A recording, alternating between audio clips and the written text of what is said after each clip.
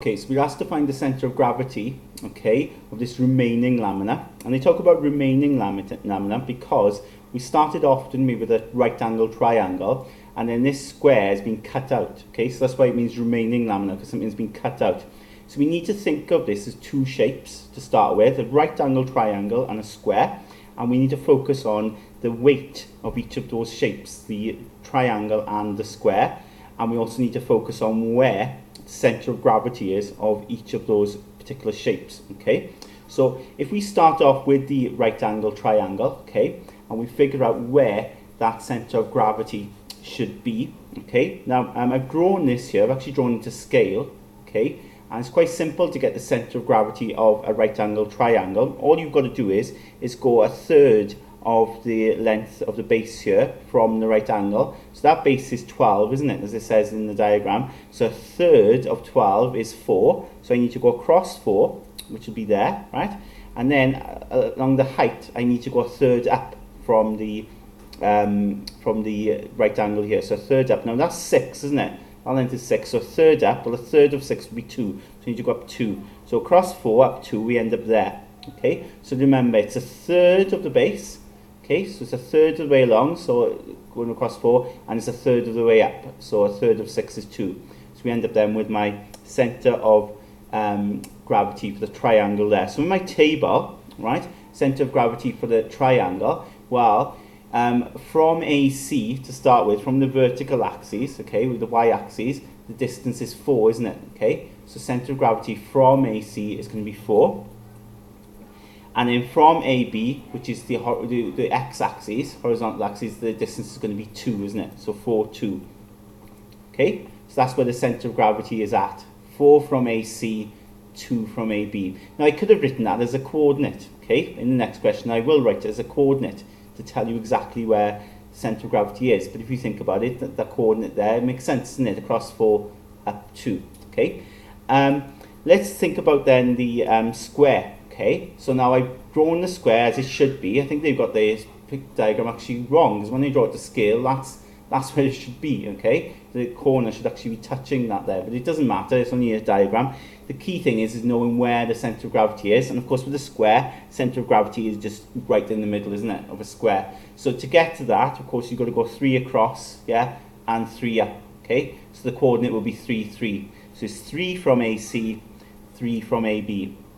Now, if we work out the mass, okay, the mass would be like the weight of the shape, and the weight of the shape is just based on its area, okay? So the area, first of all, the triangle will be the base times the height divided by 2, isn't it? That's the formula for a triangle. So base is 12, height is 6, 12 times 6 is 72, divide by 2, 36. So the mass then is based on the area, yeah, how big that shape is. So you've got an area of 36. With the square, it's quite simple, isn't it? The area is 4, isn't it? You can count the squares if you want to. Okay, and then we've got the overall lamina. Okay, now remember in the question it said remaining lamina. Okay, remaining lamina. So what we do now is we consider the whole thing combined. And to get the remaining lamina, if you think about it, well, that square got cut out, didn't it, of the triangle. Okay, so we're no longer having that square. So to get the remaining lamina, okay, for the mass of it, if you think about it, we need to take it away, don't we? We need to take 4 away from that 36. So we actually get 32 as our area, yeah, as our overall area or overall mass now. In terms of the centre of gravity from AC, well, I don't know where it's going to be. It's going to be here somewhere, okay? You're going to go across a certain distance x. So what I say, I'll call it x bar, right? That's how far you go across. And then, of course, up, I don't know how many you go up, so we call it y bar. Okay, so then our job then is just to work out what x bar is and y bar is. So all you do is you take moments, okay, so we take moments about AC to start with, okay, and to do that, you start off with your lamina, okay, so the overall result now, the overall shape, what you get once the square's been cut out is this, 32, okay, because we take in moments about AC, and I don't know where the centre of gravity is. It could be anywhere, couldn't it? It could be here, perhaps a little bit lower because this has been cut out. It could be there. Well, that distance there is x bar, isn't it? Okay, so that value there would be x. Okay, so the distance from the centre of gravity, okay, so I'll call it G. Distance from centre of gravity to the AC axis is x bar, okay. So I'm going to times then the weight of it by the distance, so force times distance, isn't it, when you take moments, and then that will equal then, okay, well, let's focus on the triangle. The triangle would of course be, well, the mass of it is 36, okay, so the weight is 36 times then the distance from AC, which is 4. Okay, but then remember we've got to take away, because we took away the square, we've got to take away. So the mass of the square is 4 times then the distance from AB, which of course is from AC, sorry, which of course is 3, isn't it?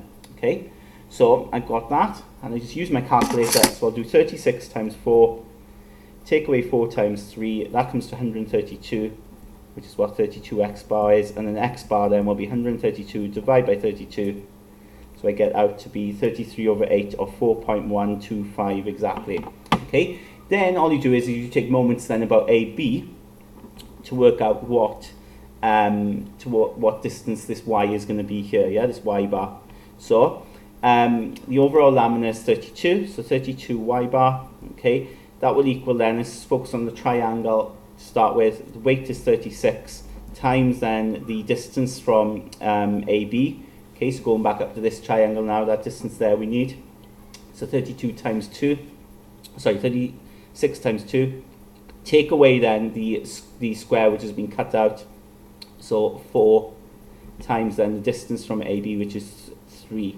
Okay, so if I work that out on my calculator, I get 32y bar is 60. And then y bar would be then 60 divided by 32. So I get my calculator, 60 divided by 32, and that comes out to be 1.875. So centre of gravity will be 4.125, 1.875. We don't round it, right? We leave it exact. You can leave it in fraction form if you want. We've got there the centre of gravity of where we should be. So 4.125, we're going across 4-ish, just a little bit more than 4, and then up to 1.875. So I wasn't far away, so it's about there it should be. Okay.